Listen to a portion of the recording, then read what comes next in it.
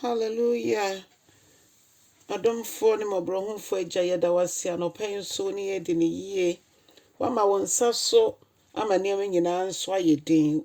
Yɛda wase wɔ yɛn nkwa ho ne yɛsrɛw sɛ yɛyɛ n'adom. Yɛntimi mbɔ branhyɛ wɔ ne onyam nyame nkronkron boa yɛn. Wo ne yɛn boafoɔ kɛseɛ te boa yɛn. Ɛnɛ nso wɔ Yesu Kristo din mu ne yɛbɔ mpaeɛ. Hallelujah. Ɔdɔfoɔ mema wakɔ aba ɛde ba wo te aseɛ sɛ dwumadie yi so. Na meka sɛ moma yɛmfa yɛn ho nto asafo Awurade so ɔno nko ara ɛna obetumi aboa yɛn. Onyankopɔn abaawa ɔsɔmpakani Jacqueline Ennin ɛna nyame nam me so de ne nsɛm brɛ yɛn nyinaa. Yɛbɛfa yɛakenka nsɛm afi Thessalonika nwoma edi kan. Eti baako ne nkyekyɛmu baako kɔsi edu no. Ɛwɔ kakra nti no na yɛbɛbɔ ne tɔfa. Wɔyɛ nkyia na efi Paul ɛne Timothy ne Silas nkyɛn ɛna ɛba me ne wo nso yɛ nkyɛn ɛnnɛ da yi.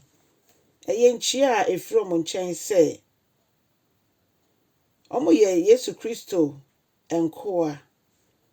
Nti ɔmo de asomdwoe ne adom ɛna ɛma yɛn saa pɛpɛɛpɛ ɛna n'anɔpɛ yi nkyia ne asomdwoe ne adom efi me nkyɛn ɛde ba obi biara ɔte me nne. Na yɛde na Nyankopɔn ase daa ɛma obi biara de bebia otie me. Na me mpaebɔ ɛne sɛ Onyankopɔn bɛkɔ so akae wo gyidie adwuma bi a wodi mu ɛne mmɔdenbɔ bi a wobɔ ɛwɔ yɛn Awurade Yesu Kristo din mu.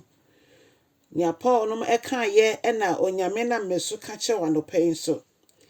Yesu Kristo ho anidasoɔ mu boasetɔ a wode to anamɔ no ɛno na mehyɛ wo nkrane wɔ mu. Anuanom, Nyankopɔn dɔ no ɛnnim. Nyankopɔn dɔ no ɛdi mo anim ne mo akyi.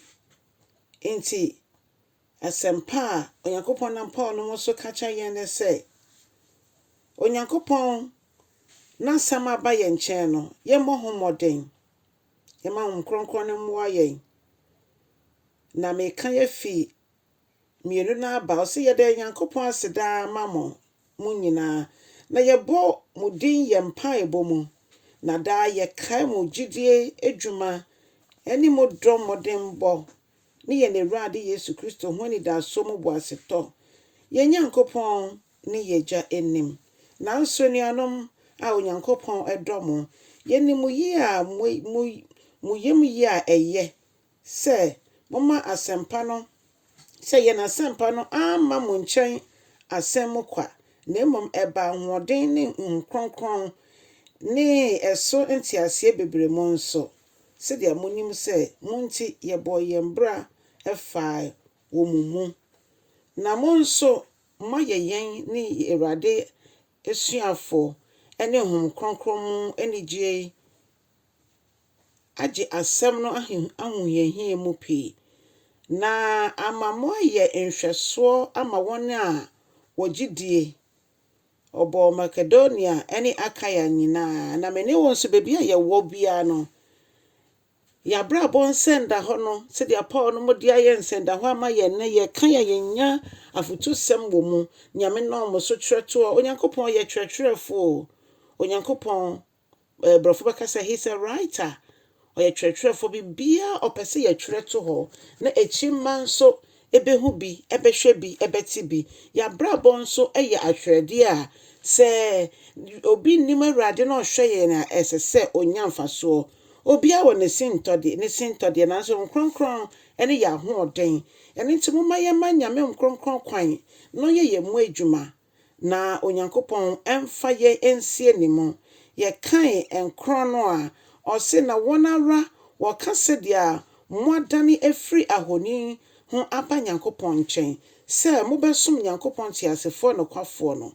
Na moatwɛn ne ba a onyane no firi awufoɔ mu no afiri soro. Ɔno ne Yesu a oyi yɛn firi ebufuo a ɛreba no mu. Yesu aba bɛyi me ne wo afi Onyankopɔn ebufuo a ɛreba mu. Na sɛ yɛbɛtumi adane yɛn ho afi yɛabosomsom, adwamambɔ, nsekuro ɛne nneɛma bebree a ɛkɔ so yɛabrabɔ ma nhyɛ Awurade anuonyam a sɛ yɛbɛma no kwan ma no agye yɛn a hom kronkron bɛboa yɛn ɛma yɛtumi atena ase sɛ anokwafoɔ a yɛhwɛ Kristo Yesu kwan. Odofo fidua wo mu ne brona wo so adwuma wo mu ebusua wo free mo e de ben e na obi betimi anya aka afa wo ho a ebe susudua se dia esuafo e dia susudua de ama me ne we onyankopon bo ayen na yenche asem no ya bra bonso nkasa mama yemma kokromoti egina ho se wo ne ye ya adwen onyame onhyira wo da amen.